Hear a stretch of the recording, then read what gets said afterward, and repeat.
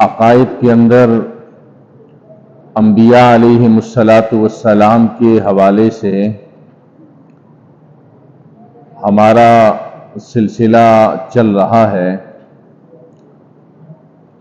ان انبیاء علیہم الصلاۃ والسلام کے حوالے سے آج کے اس درس میں جو بنیادی عقیدہ آپ لوگوں کو بتلانا ہے وہ یہ ہے کہ انبیاء علیہم الصلاۃ والسلام جتنے بھی دنیا میں تشریف لائے اور جتنے بھی رسول اس دنیا کے اندر تشریف لے کر آئے ان ساروں پر ایمان لے کر آنا ضروری ہے۔ اگر تمام انبیاء علیہم السلام پر ایمان کوئی شخص لے کر آتا ہے اور کسی ایک نبی کے بارے میں کہتا ہے کہ میں اس نبی پر ایمان نہیں لاتا نعوذ باللہ، یا کسی رسول پر ایمان نہیں لے کر آتا، تو ایسی صورت میں بھی اس شخص کے کفر میں کوئی شک نہیں ہے، دائرہ اسلام سے وہ شخص خارج ہو جاتا ہے۔ وہ باقی تمام اعمال کرتا رہے، بقیہ انبیاء کو مانتا رہے، لیکن کسی ایک نبی کا یا دو کا یا تین کا انکار کرنے لگ جائے تو ایسی صورت میں یہ شخص دائرہ اسلام سے خارج ہو جاتا ہے۔ قرآن کریم کے اندر ہے، اس کی دلیل موجود ہے۔ یہ کفار قسم کے جو لوگ ہیں اور بعض نبیوں کو مانتے اور بعضوں کو نہیں مانتے، اس کے بارے میں قرآن کریم نے کہا وَيَقُولُونَ نُؤْمِنُ بِبَعْضٍ وَنَكْفُرُ بِبَعْضٍ، وہ بعضوں پر تو ایمان لے کر آتے اور بعضوں پر نہیں لے کر آتے۔ اولئک هم الکافرون حقا، وہ لوگ کیا ہیں؟ پکے کافر ہیں۔ اس سے معلوم کیا ہوا کہ اگر کسی ایک نبی کا یا رسول کا انکار اگر کوئی کرے گا تو وہ شخص دائرہ اسلام سے خارج ہو جاتا ہے۔ آپ ایمان مفصل پڑھتے ہیں، آمنت باللہ و ملائکتہ و کتبہ و رسلہ، رسل جمع ہے رسول کی، یعنی جتنے بھی آئے ہیں ان سب پر ہمارا ایمان لانا ہے۔ اس لیے اس چیز کو ذہن میں رکھنا ضروری ہے۔ دوسرے نمبر پر یہ بات ذہن میں ہو کہ انبیاء علیہم الصلاۃ والسلام میں سب سے پہلے جو نبی آئے وہ حضرت آدم علیہ الصلاۃ والسلام، سب سے پہلے نبی حضرت آدم علیہ السلام، اور رسولوں میں سب سے پہلے جو آئے وہ حضرت نوح علیہ السلام۔ نبی اور رسول کے حوالے سے میں نے پہلے آپ کو فرق بتلا دیا ہے کہ دونوں کے اندر فرق کتنا ہے، اور رسول کس کو کہتے ہیں اور نبی کس کو کہتے ہیں یہ میں نے آپ کو بتلا دیا تھا۔ تو انبیاء میں سب سے پہلے جو دنیا میں تشریف لے کر آئے کو بھیجا وہ حضرت آدم علیہ الصلاۃ والسلام، اور رسولوں میں جو سب سے پہلے اس دنیا میں تشریف لائے وہ حضرت نوح علیہ الصلاۃ والسلام ہے۔ تیسری چیز، لوگوں میں سب سے افضل ترین لوگ وہ انبیاء علیہم الصلاۃ والسلام ہیں۔ لوگوں میں سب سے افضل ترین لوگ روئے کائنات میں وہ انبیاء علیہم الصلاۃ والسلام کی جماعت ہے،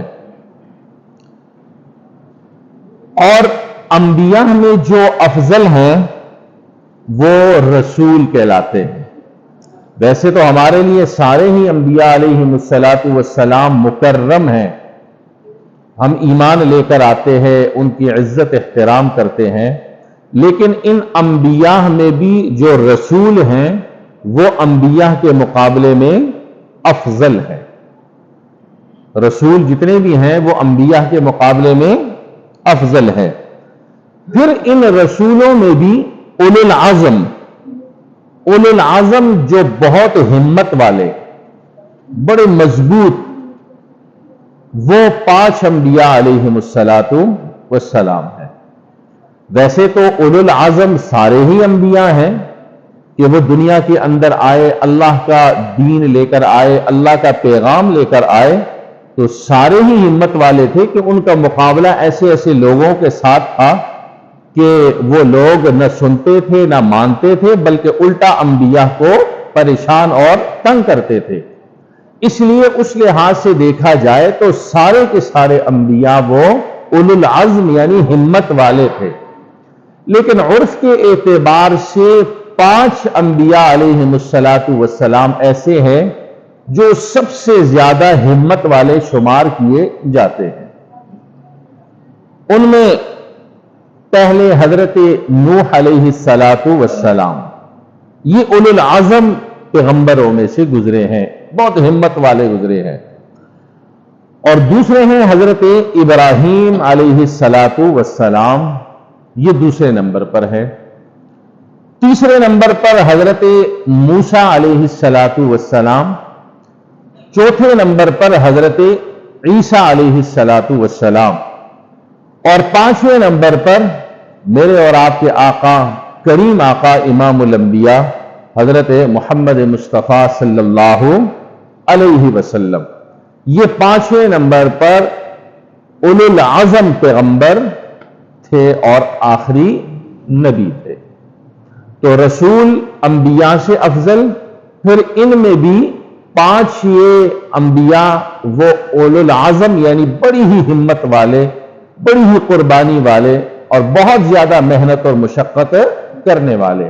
یہ نام میں پھر دہرائے دیتا ہوں ایک بار، حضرت نوح علیہ السلام، حضرت ابراہیم علیہ السلام، حضرت موسیٰ علیہ السلام، حضرت عیسیٰ علیہ السلام، اور آخر میں جناب نبی کریم صلی اللہ علیہ وسلم، یہ 5 انبیاء علیہم السلام اولو العزم پیغمبر کہلاتے ہیں۔ تلک الرسل فضلنا بعضهم علی بعض، بعضوں کو بعضوں پر فضیلت کیا ہے اللہ رب العالمین نے دی ہے، یہ قرآن کریم نے کہا ہے۔ سارے انبیاء ہمارے لیے قابل احترام، لیکن درجہ، مقام، مرتبہ ایک کے مقابلے میں دوسرے کو جو دیا وہ اللہ رب العالمین نے دیا۔ قرآن کریم کا یہ تیسرا پارہ ہے، اس کے اندر موجود ہے۔ بات سمجھ میں آ گئی بھائی اچھی طرح؟ یہ عقائد کے حوالے سے ہماری گفتگو تھی۔ دوسرا موضوع ہمارا فقہی مسائل کے حوالے سے۔ فقہی مسائل میں اذان سے متعلق ہمارے مسائل کا سلسلہ شروع ہے۔ ہر چیز کے اندر بہت سارے مسائل ہوتے ہیں، جیسے اذان ہے، اس میں مسائل بہت سارے ہیں، لیکن ظاہر ہے کہ سب کو تو بیان نہیں کیا جا سکتا۔ میں کوشش کرتا ہوں ان مسائل کو لیتا ہوں کہ جس کو بیان کرنے کی ضرورت زیادہ ہو۔ جو عام مسائل ہیں، لوگوں کو سمجھ میں آ رہے ہیں، اس پر گفتگو کرنے کی ضرورت نہیں ہے، اس لیے جو خاص اہم مسائل ان پر گفتگو میں کر دیتا ہوں۔ اذان جب آپ دیتے ہیں یا سنتے ہیں، اس کے آخر میں کلمہ آتا ہے لا الہ الا اللہ، اس پر آ کر اذان مکمل ہو جاتی ہے۔ آپ سنتے بھی ہیں اور آپ پڑھتے بھی ہیں۔ لا الہ الا اللہ یہاں پر آ کر اذان کی تکمیل ہو جاتی ہے۔ سوال یہ ہے کہ اس پر محمد الرسول اللہ کا اضافہ کرنا درست ہے یا نہیں ہے، اس لیے کہ پہلے حصے میں توحید اور دوسرے حصے میں رسالت، اور توحید اور رسالت تو آپ کو پتہ ہی ہے کہ جڑے ہوئے، لیکن کیا اذان کے اندر اس چیز کا اضافہ کر لینا یہ درست ہے شرعاً یا درست نہیں ہے؟ یاد رکھیے، چاہے اذان ہو یا دیگر ادعیہ معصورہ ہوں، جو مسنون دعائیں ہیں، وہ جتنے بھی دعائیں ہیں یا آذان ہے یا آمد ہے، اس میں جو چیز رسول اللہ صلی اللہ علیہ وسلم سے تک ثابت ہو اس کو ادھر تک ہی رکھنا چاہیے، اس سے آگے بڑھانے کی ہمیں اجازت نہیں ہے۔ یہ ایک بہت اہم بات ہے۔ ہمیں عشاء کی نماز ملی ہے فرض کتنی؟ 4 رکعت، ایسا ہی ہے۔ اب ہم کہیں کہ نماز یار عبادت ہے، 4 کی جگہ 5 پڑھ لیتے ہیں، اللہ کو سجدہ کریں گے، رکوع کریں گے، کوئی بری بات تو نہیں ہے، لیکن نہیں۔ کیوں؟ اس لیے کہ ہمیں 4 ہی رکعتوں کا حکم ملا ہے، میرے آقا نے 4 ہی پڑھی ہیں، حضرات صحابہ کرام نے عشاء کی 4 ہی پڑھی ہیں، لہذا ہم 4 ہی پڑھیں گے۔ بے شک 5ویں رکعت میں رکوع بھی ہیں، سجدے بھی ہیں، تسبیحات بھی ہیں، لیکن اللہ کو وہ قبول نہیں ہوگا، اس لیے کہ یہ رسول اللہ کی سنت کے خلاف ہے، حضرات صحابہ کرام کے طریقوں کے خلاف ہے، لہذا وہ عمل قابل قبول نہیں ہوگا۔ اس لیے چاہے وہ اذان ہو، چاہے دیگر دعائیں ہوں، کوئی سی بھی ہوں، جو جہاں تک ہے اس کو ادھر تک ہی رکھنا چاہیے، اس سے آگے اگر آپ اپنی طرف سے بڑھانے کی کوشش کریں گے تو یہ ایک بدعت بن جائے گی۔ اور بدعت کیا ہے؟ کہ جو چیز دین کا حصہ نہ ہو اس کو دین کے اندر لازم اور ضروری سمجھ لینا، یہ کیا کہلاتا ہے؟ بدعت کہلاتا ہے۔ اس لیے احادیث کے اندر بدعات کے حوالے سے بڑی سخت وعیدیں ہیں اور اس سے اجتناب کرنے کا حکم دیا گیا ہے۔ اس لیے اپنے آپ کو جہاں پر بھی اس قسم کا شبہ پیدا ہو رہا ہو تو اپنے آپ کو انسان وہاں سے بچا کے رکھے اور اس کے قریب بھی نہ آئے۔ تو اس طرح اذان کے اندر جہاں تک اذان کے الفاظ ہیں وہیں تک اذان ہونی چاہیے، اس سے آگے اگر کوئی چلتا ہے تو وہ ٹھیک نہیں کرتا بلکہ خلاف کرتا ہے شریعت مطہرہ کے، اور اس کو اس چیز سے اجتناب کرنا چاہیے۔ بات سمجھ میں آ گئی جی؟ اذان کے ساتھ دوسری چیز ہے اقامت۔ اقامت بھی اذان ہی کی طرح ہوتی ہے، آپ سنتے ہیں، پڑھتے بھی ہوں گے۔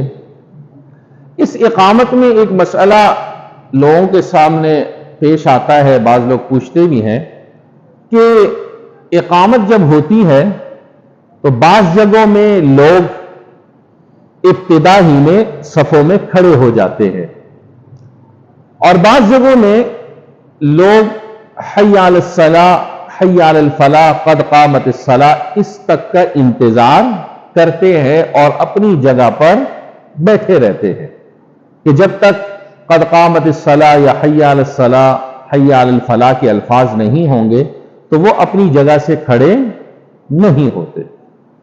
اس سلسلے میں یہ بات ذہن میں رکھیں کہ حی علی الصلاۃ، حی علی الفلاح، قد قامت الصلاۃ، اس کا درجہ صرف مستحب کی حد تک ہے۔ کس حد تک ہے؟ مستحب۔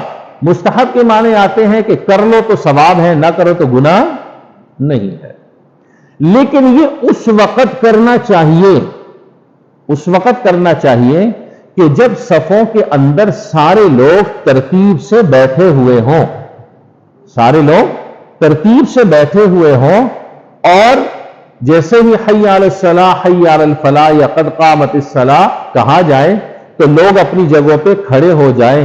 ایسا نہ ہو کہ ابھی اقامت ختم ہوگی اور لوگ ابھی صفوں کے اندر ہی لگے ہوئے ہیں، لوگوں کی صفیں ہی ٹھیک نہیں ہو رہی، تو اس طریقے سے یہ پھر درست نہیں ہوگا۔ لیکن بہتر یہی ہے کہ ابتدا ہی میں کھڑا ہو جانا چاہیے، اس لیے کہ جب تک اقامت ختم ہوگی تو آپ مقتدیوں کی صفیں بالکل تیار ہو چکی ہوں گی، صفیں بالکل تیار ہو چکی ہوں گی اور نماز فوراً شروع ہو جائے گی۔